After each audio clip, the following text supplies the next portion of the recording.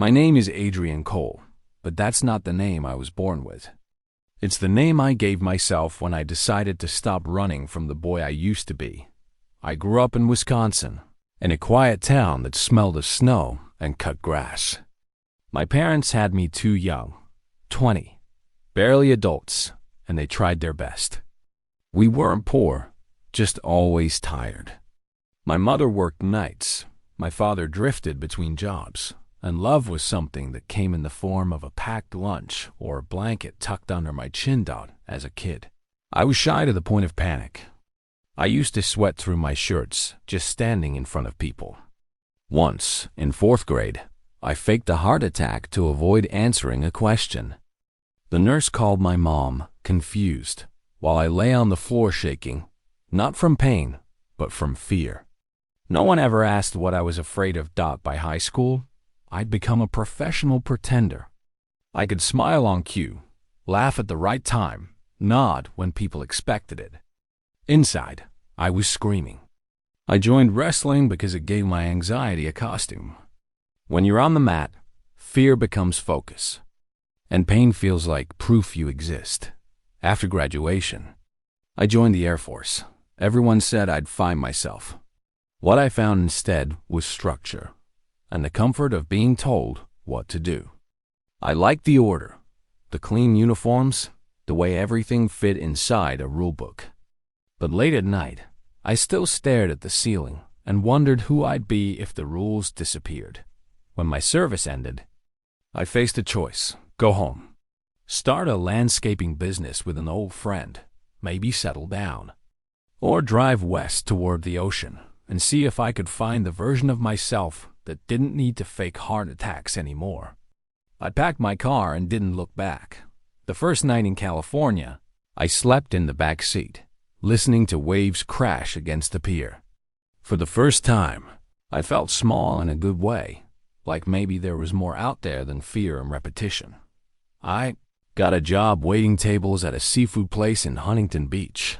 The tips were bad, the shifts long, but I loved watching people. Couples pretending not to fight, businessmen pretending to care, strangers pretending to be happy.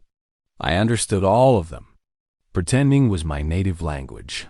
One night, a bachelor party stumbled in, laughing too loud. One of the guys, drunk, fearless, said he was a stripper. He had a nice car, a tan, confidence that looked effortless.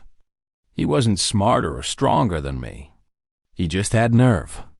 I couldn't stop thinking about it. A week later, after a few drinks and too many thoughts, I found an ad online. Male entertainers needed. No experience necessary. I called. They told me to come to a show that Friday. My stomach twisted the whole day. When the music hit and the lights dimmed, the room turned electric. Men on stage laughed, moved, commanded attention like gods. I wanted that power, not for fame, but for freedom. The next week, they gave me a chance. I was terrible. My hands shook, my timing was off, but the crowd still cheered. It wasn't me they saw. It was the illusion I built, a confident man who didn't care. That was the birth of Adrian Cole. Within months, I was performing every weekend. The money doubled, then tripled. I bought new clothes, learned how to move, how to smile like I had secrets worth paying for. And yet, backstage, when the lights went out, I'd sit in silence and feel the same emptiness I'd carried from childhood. But on stage, for 90 minutes, I was fearless. That's what I sold. Not my body, but the illusion of being unbreakable. And when women scream my name, I realized something that still haunts me. The world doesn't really want the truth. It wants a story that looks like confidence. That's how Adrian Cole was born. And once he arrived, the boy I used to be never came back. After my first few shows, life started moving faster than I could think. The name Adrian Cole began to stick. Clients, promoters, dancers, even waitresses said it like it belonged to someone famous. My old name felt like a rumor I didn't need to confirm. I moved from the small studio in Huntington Beach to a shared apartment closer to Los Angeles. The city didn't sleep. It hummed like an engine under my skin. Neon lights bounced off glass towers. The air smelled like perfume, ambition, and gasoline. Every night, I became someone new. A cop, a soldier, a fantasy in motion. On stage, I could control what people saw. Off stage, I still didn't know what I wanted to see in myself. I learned the language of the night, how to read eyes instead of words, how to flirt without promising, how to make people laugh just before they cried. Alcohol became part of the costume. 1 drink to loosen, 2 to forget, 3 to believe I belonged. I told myself it was performance fuel, but the truth was simpler. I was scared of silence. Money started flowing. Cash folded into pockets, handed in hotel rooms, wired from clients who wanted me for private events. I wasn't rich, but I was finally free from counting every dollar. I bought my first real suit, navy blue, perfectly tailored. When I looked in the mirror, I didn't see the anxious boy from Wisconsin anymore. I saw the man he wanted to be. Then came the agency. A friend introduced me to a woman who booked dancers for high-end parties, corporate events, bachelorette weekends, luxury hotels. She watched me perform once and said, "You have control without arrogance." That's rare. Within weeks, I was getting calls I never imagined. Los Angeles, Las Vegas, even Hawaii. It was a strange paradox. The more I undressed on stage, the more layers I put on in real life. I built rules to protect myself. No intimacy without consent. No personal numbers shared. Never stay longer than the booking required. I treated it like a business because that's what it was. Still, some nights when the room emptied and the laughter faded, I'd drive along the Pacific Coast, highway with the windows down, and wonder how long a person could perform confidence before it became real. One night in Malibu, after a private birthday show, a woman twice my age stopped me as I was leaving. She wasn't flirtatious, just curious. "Do you ever get tired of pretending?" she asked. I smiled the way I always did, the kind of smile that bought time. "Sometimes," I said. She looked straight through me. "Then learn how to stop pretending before you forget who you are." Her words followed me home like a ghost. The next morning, I skipped the gym, skipped breakfast, and walked straight to the beach. I sat there for hours, watching waves erase footprints faster than they were made. I realized I'd spent most of my life chasing approval, from parents, teachers, women, crowds. Every cheer, every compliment was a temporary fix for something deeper I didn't yet understand, but I couldn't quit. Performing was the only place where I felt both exposed and safe. Soon, I began managing my own gigs. I built a small website, adriancolelive.com, just to sound official. Within months, I had steady bookings from Orange County to Las Vegas. The hours were brutal, the expectations high, but I loved the rhythm, the travel, the music, the illusion of control. There were wild nights too. Champagne fights in hotel bathtubs, clients who wanted to talk instead of touch, men who paid to feel desirable again, women who confessed secrets between songs. Everyone was searching for the same thing, connection without consequence. One evening, I met Samantha, a casting assistant from LA, who saw one of my shows and said, "You have camera energy." I laughed. "Is that a compliment?" "It's a warning," she replied. "The camera doesn't lie." She introduced me to a producer who was scouting for a documentary-style reality series about male escorts. I hesitated. Television meant exposure, and exposure meant the past could find me. But curiosity won. I filmed a short interview, no expectations. 2 months later, I was on a call sheet next to people I'd only read about. They handed me a mic, pointed the camera, and asked, "So, Adrian, who are you?" For once, I didn't have a script. I help people feel seen, I said after a pause. They kept rolling. That single line would follow me for years. When the episode aired, my phone exploded. Messages from strangers poured in, some admiring, some angry, some just lonely. I became, overnight, a symbol for something I didn't fully understand. The confident man who sells presents. But behind the interviews, I was still figuring out what I was buying from all of it. Validation. Distraction, maybe redemption. The show gave me visibility. What it didn't give me was peace. And as fame crept in through every unlocked door, I started to feel the first quiet pull towards something else. Something real, though I couldn't name it yet.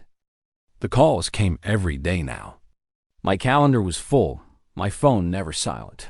Some nights, I'd land in Vegas, and before sunrise, I'd already be booked for another show in San Diego. People wanted Adrian Cole, not the man I was before him. They wanted the fantasy, the strong jaw, the quiet confidence, the way I looked like I had everything under control. The truth? I was crumbling in silence. Every performance felt like a transaction with my soul. The crowd clapped, the bills rained, but the applause faded faster each time. I'd step into the shower after a show and stare at the steam fogging the mirror, wondering if the reflection was real or just another mask I'd worn too long. It wasn't all glamorous.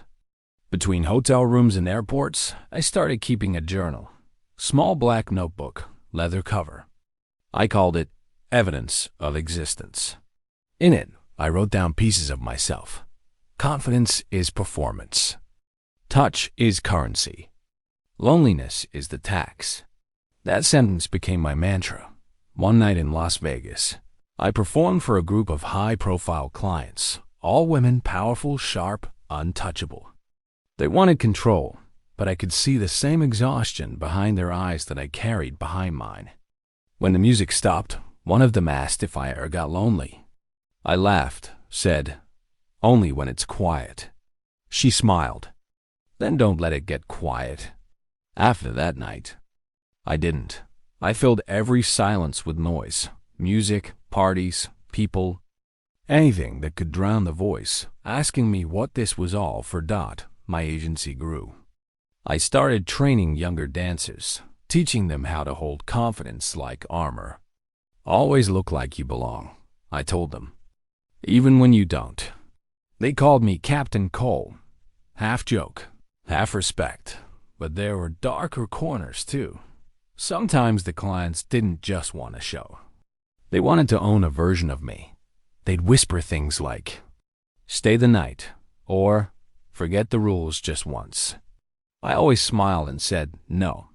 Politely, firmly, professionally. Yet, every refusal left a scar I couldn't show. Because deep down, part of me did want to stay. Part of me wanted to stop being a performance and just be. The reality show made everything bigger. Cameras followed us through nightclubs and suites, recording the illusion of confidence. They said it was entertainment, but for me, it was exposure, a slow undressing of the spirit. People didn't see the anxiety behind my smile, or the way I sat awake at 3 a.m., scrolling through messages from strangers who thought I could fix their loneliness. The show turned me into a symbol, the empowered gigolo, the man who sells companionship without shame. But I knew the difference between empowerment and escape. In between bookings, I started flying to Sedona. I didn't tell anyone. I'd rent a small cabin, leave my phone off, and hike for hours among the red rocks. The desert had a silence that didn't judge. It just was. There, away from lights and music, I began to remember what still felt real. The sound of my own breathing. The way wind carries dust like memory. That's where I met Clara, a photographer who was documenting intimacy without faces, just gestures, hands, silhouettes. She asked if she could photograph me without posing. I agreed. For the first time in years, I stood in front of a camera without performing. No flexing, no act. Just breath, skin, stillness. When she showed me the photo later, I barely recognized myself. There was no gigolo in that image, just a man who'd forgotten how to rest. We talked for hours after that shoot. About vulnerability, about how people mistake desire for connection. Clara said, "Everyone wants to be seen, but no one wants to be known." That sentence hit me like truth does, quietly. Then all at once, back in Vegas, my next client was a famous author, older, wise. A woman who looked at me like she already knew everything I'd done. She didn't want to sleep with me. She wanted to talk. For hours, we discussed fear, purpose, shame. When she left, she kissed my forehead and whispered, "You're not selling love, Adrian. You're renting a mirror." That night, I opened my journal again and wrote, "If intimacy is a product, then what's left when the sale ends?" I stared at that question until the dawnlight crept through the blinds. For the first time in years, I didn't have an answer, but I knew something was changing. The applause that once thrilled me now felt like noise. I needed to escape, and somewhere between the city's neon glow and the desert's silence, I began to suspect that redemption might not come from being wanted, but from finally wanting something real. The first thing I did was turn the phone off. Not airplane mode. Off. It was a Tuesday in Sedona. The sky rinsed clean after a rare desert rain. I parked on a dirt road and walked until the red rock swallowed the sound of my boots. When I finally stopped, the wind was the only witness. I sat on a flat ledge and let the ache catch up. It started in my shoulders, then rolled through my ribs like a wave that had been traveling for years and had finally reached shore. For the longest time, I'd called that feeling fatigue. That day, I had the courage to rename it. Grief. Grief for the boy who thought applause meant belonging. Grief for the man who mistook attention for love. Grief for all the versions of me I'd rented out for an hour at a time. I wrote in my notebook, "If noise built me, maybe silence can rebuild me." Then I waited. Nothing mystical happened. No voices in the rocks. No lightning bolt epiphany. Just breath. In, out. A human being remembering he was more than a brand. Back in Vegas, the momentum tried to reclaim me. The agency pinged VIP Weekend, New York. A production company. Spin-off idea. A casino. Headline the main room. I almost said yes out of muscle memory. Instead, I answered with a sentence nobody expected from Adrian Cole. From now on, connection first or no booking. It wasn't a slogan. It was a filter. If a request began with numbers, status, or secrecy, I passed. If it began with why, with story, intention, need, I listened. The calendar thinned overnight. Revenue dipped. Sleep returned. The first thing I did was turn the phone off. Not airplane mode. Off. It was a Tuesday in Sedona. The sky rinsed clean after a rare desert rain. I parked on a dirt road and walked until the red rock swallowed the sound of my boots. When I finally stopped, the wind was the only witness. I sat on a flat ledge and let the ache catch up. It started in my shoulders, then rolled through my ribs like a wave that had been traveling for years and had finally reached shore. For the longest time, I'd called that feeling fatigue. That day, I had the courage to rename it. Grief. Grief for the boy who thought applause meant belonging. Grief for the man who mistook attention for love. Grief for all the versions of me I'd rented out for an hour at a time. I wrote in my notebook, "If noise built me, maybe silence can rebuild me." Then I waited. Nothing mystical happened. No voices in the rocks. No lightning bolt epiphany. Just breath. In, out. A human being remembering he was more than a brand. Back in Vegas, the momentum tried to reclaim me. The agency penned VIP Weekend, New York. A production company. Spin-off idea. A casino. Headline the main room. I almost said yes out of muscle memory. Instead, I answered with a sentence nobody expected from Adrian Cole. From now on, connection first or no booking. It wasn't a slogan. It was a filter. If a request began with numbers, status, or secrecy, I passed. If it began with why, with story, intention, need, I listened. The calendar thinned overnight. Revenue dipped. Sleep returned. The phone still rings, but I don't rush to answer anymore. Sometimes I just let it buzz against the wood, a distant reminder of the life that used to own me. There was a time when every vibration meant validation, proof that someone still wanted the illusion named Adrian Cole. Now, I'm more interested in who calls when I'm silent. Sedona changed me in ways I can't fully explain. The red dust seeps into your lungs until every breath feels like confession. The mornings are slow. Light crawls across the desert like a shy truth. I wake early, barefoot, and make coffee strong enough to remember my name. The house isn't finished, but that's the point. I wanted imperfection I could live inside, not marble I had to perform in. The land listens better than people do. Some nights the coyotes sing, and I swear they're gossiping about the city boy who finally shut up long enough to hear himself think. I've begun holding private retreats, small ones, invitation only. I call them quiet contracts. 4 days of stillness, movement, and honesty. No phones, no alcohol, no rules. People come here stripped of titles, CEOs, artists, therapists, all of them searching for something that doesn't come with a receipt. On the first day, I tell them, silence isn't empty. It's full of things you've been avoiding. They laugh nervously at first. By the second night, someone always cries. By the fourth, they usually understand why I left Vegas.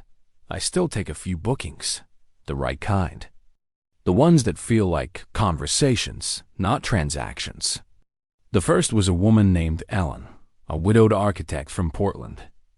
She didn't want entertainment. She wanted to remember how to be touched without apologizing. We cooked dinner together, barefoot on my half-built deck. She talked about blueprints and grief. When she left, she didn't say goodbye. She just touched the doorframe and whispered, "Thank you for letting me exist here." That's when I knew I'd crossed over. I wasn't selling companionship anymore. I was practicing presence. The tabloids still occasionally mention my name. Ex-Gigolo starts spiritual retreat in the desert. They frame it like irony, as if men like me can't evolve, only rebrand. But evolution doesn't need permission. It just needs space. One afternoon, Clara returned. She hadn't called. She just appeared with her camera and a bottle of cheap champagne. "You disappeared," she said. "I thought you'd like that," I joked. I did. But I also wanted to see if you'd let yourself be seen again. We walked the property, the silence folding around us like soft fabric. She took photos of everything. The unfinished deck, the dusty tools, the way light spilled through the window and landed on my notebook dot at sunset. She turned the lens toward me. "Don't pose," she said. "I never do anymore." The shutter clicked once and something felt final. Not like an ending, but like a signature. Later, by the fire, I told her I'd started writing again, a book this time. Not about the industry, or the fame, or the money. About energy, consent, and the economics of loneliness. How we mistake attention for affection, and how selling desire eventually bankrupts the soul. Clara nodded. "You always were a philosopher in a good suit." I smiled. "Now, I'm just a philosopher in old jeans." She laughed, then asked, "Do you miss it? The lights, the noise, the rush?" "Sometimes," I admitted. But then I remember how heavy pretending felt. Every time someone said they loved the way I made them feel, what they really meant was they loved the version of themselves they met through me. I was a mirror with a pulse. I'm done reflecting everyone but myself. She raised her glass. "To mirrors that learn to see. To silence that speaks," I added. When she left, the The desert folded back into its stillness. I sat on the deck, the fire burning low, and realized I wasn't lonely. Just alone, which is something entirely different. The next morning, I got a message from Milo, my old trainee. He'd left the agency. "Captain," he wrote, "I told my last client no, and it felt like flying." I stared at the text for a long time before replying, "Proud of you." Freedom isn't about doing what you want. It's about remembering you don't have to. I closed my phone and walked the property lines again. The sun was high, the sky enormous, and I thought about every boundary I'd drawn, every line in the sand that once felt like limitation. Now I understood they weren't walls. They were invitations to meet myself halfway. Sometimes, after the retreats, I'll drive down into town and sit in a small diner where no one recognizes me. The waitress calls everyone honey, and the pie is terrible. But the coffee's honest. I watch people come and go. Tourists, workers, dreamers. None of them know who I was. Maybe that's why I finally feel real. I keep one last rule written on the back of my notebook, in ink that's starting to fade. Touch is sacred. Speak softly. Leave people better than you found them. That's my new business card. My quiet contract with the world. And when night falls and the coyotes start up again, I step outside barefoot, the desert cool under my skin. The stars don't clap. The wind doesn't whisper my name.